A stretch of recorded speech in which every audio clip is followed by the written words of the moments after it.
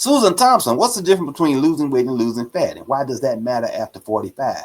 Because when most diet plans, that includes every diet plan that you hear on the market, quick weight loss, Jenny Craig, Nutrisystem, Weight Watchers, all of them are based on calorie restrictions. When you lose weight on a calorie restriction type diet, for every 15 pounds that you lose approximately 10 pounds of fat and 5 pounds of muscle.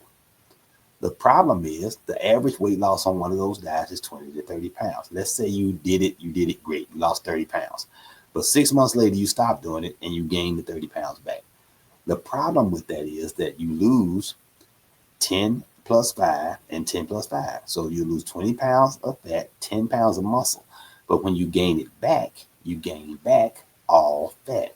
So even though the number on the scale is back up to the original starting point of 220 pounds or whatever your starting weight was, your body is different. You have increased fat, decreased muscle, you have more fatigue, you are more susceptible to cardiovascular disease. That includes diabetes, high blood pressure, and high cholesterol. And your waist size may be 2 to 3 waist sizes bigger. Your dress size, because you're now carrying 10 additional pounds of fat, your dress size is going to go up at least 1 size, possibly 2. So all of these things are very important when you're losing weight. One, you want to try to lose weight by altering your metabolism, which is what the lipo products does. So it makes your weight loss 90 to 95% fat only. So if worst case scenario, you're very successful in losing the weight, but life happens, life is lifing, and you gain it back for whatever reason, you're no worse off than you were before you lost the weight, because your body somatotype, the size and shape of your body, is roughly the same.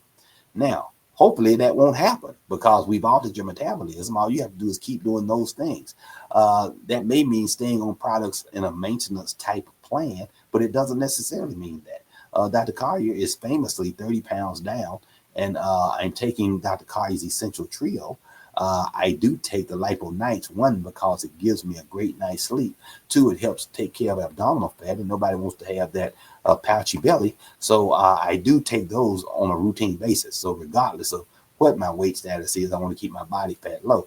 That's the difference. Why does it matter after 45? Because after 45, your hormones start to change. You become perimenopausal, and that gives you the mommy bod, regardless of whether you had children or not.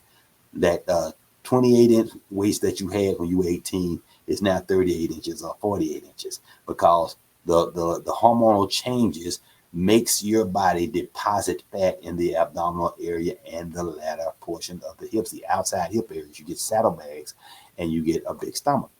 That is what happens. That is a mommy bod. That it has nothing to do with whether a woman has children or not. It is strictly because of her hormonal status that changes once she's in her 40s.